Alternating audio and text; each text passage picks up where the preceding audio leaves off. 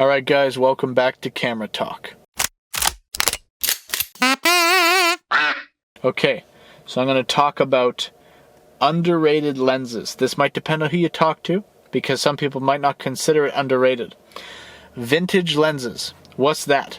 Just old lenses. So it's going to be probably all, or at least mostly, old manual everything lenses. The mount doesn't have any electronics in it. You got to adapt it to your modern camera, whether it's an old Canon FD, whether it's older Nikon, older whatever it is. Maybe it's Pentax, whatever.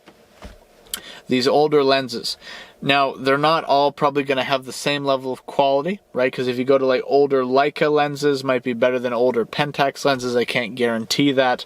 But like, just think about it in terms of that, even if that specific example isn't accurate. Anyway, why is this underrated? Well, people might think, well, it depends on who you talk to, but why it might be considered underrated is because some people might be like, oh, you know, that's so old. Or, you know, oh, that was such a cheap lens in terms of like price point on eBay, right? But what's the image that it gives? If you get like an old Canon FD lens, there might be some unique character to it. Because nowadays you might get some lenses that are maybe referred to as more clinical. You might have heard people use that term. Credit to all the people that kind of taught me or used that term, and I learned that term from. But anyway, think of like a clinical lens as it's like super like perfect, and yeah, it just kind of is what it is. It's plain in the sense that it's like super sharp, super accurate, and there's not a whole lot of anything artistic going on. It's just very straight and to the point and simple. Very clean image, right? But then there might be some lenses that have a bit more of a unique vibe or unique look.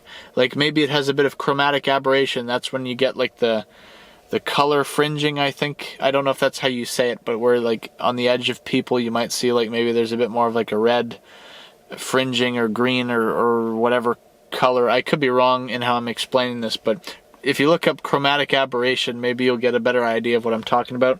So if that's a look that you want, maybe you want a lens that kind of gives more of that look.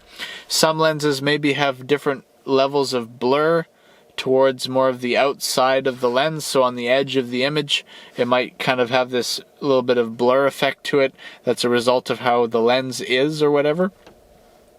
Some lenses might vignette a little bit. Vignette when you have that little kind of darkness around the edge of the image, right? Like the corners might look a little bit dark or whatever. Some lenses might vignette harder than others, and again, it also depends on, keep this in mind. If you're buying a vintage lens, does it cover a full frame sensor, or does it only cover a smaller size sensor? Because if it doesn't cover a full frame sensor, and you try to put that lens onto a full frame sensor, it's probably going to vignette really hard, like not subtle. You know what I mean? Like maybe the corners might look like really black because the lens is just not big enough, or however a lens works to cover a full frame sensor. It probably has to do with the lens not being like big enough, or the coverage isn't big enough. Well, that's exactly I think what it has to do with. But anyway, does it cover a full frame sensor? If you're working with a full frame camera, it's worth keeping that in mind if that's something that matters. Okay, beyond that, if you need a zoom lens, if you're looking at a modern zoom lens for your camera, you might be like, man, that's really expensive. And maybe there's some cheaper zoom lenses you could find on Amazon that are like really big zoom, but they might be really cheap, and so they might not be the best quality. But if you want to go with that option, you probably could, or you know, you could choose to do that. But if you want like a lens that, again, vintage lenses might not have the best quality in terms of they're not necessarily a clinical looking lens.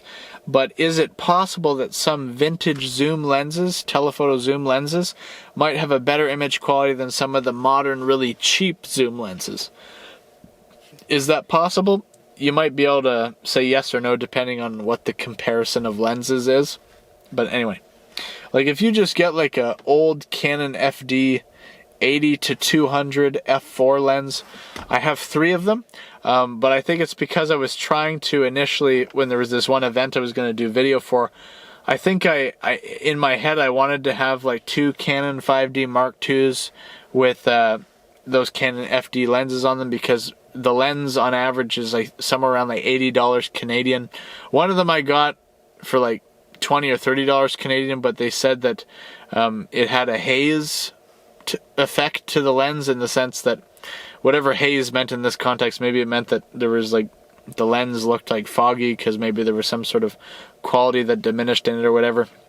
That lens, I don't even know if the lens actually focused, if the lens focus ring was actually working properly, because it didn't feel smooth or good, or I don't think the focus ring like moved like it was supposed to. Anyway, I got 3 of them, but not necessarily all of them are worth using or might be good enough to use, but one of them at least I've used, and it's pretty good. Like, it's like, again, it's manual focus, so there's certain things that might be not ideal. Like if you're run and gun photography or whatever, or even if you're doing video, like if you're trying to constantly manual focus and just judge by sight, like if you're working with a DSLR and you're looking down your optical viewfinder, you're kind of just judging by eye. You don't even have like the little focus peaking red pixels or whatever to judge how in focus it is. If you're adapting it to like a mirrorless camera that has focus peaking options built into it, or if your DSLR has focus peaking options built in when you're looking through the screen, not through the viewfinder, because on the DSLRs it's an optical viewfinder, which is like you're looking through a mirror out the lens, as opposed to what is it called, an electronic viewfinder, which is just like a little screen in there, because it'll be a different user experience with maybe different level of features and stuff, right?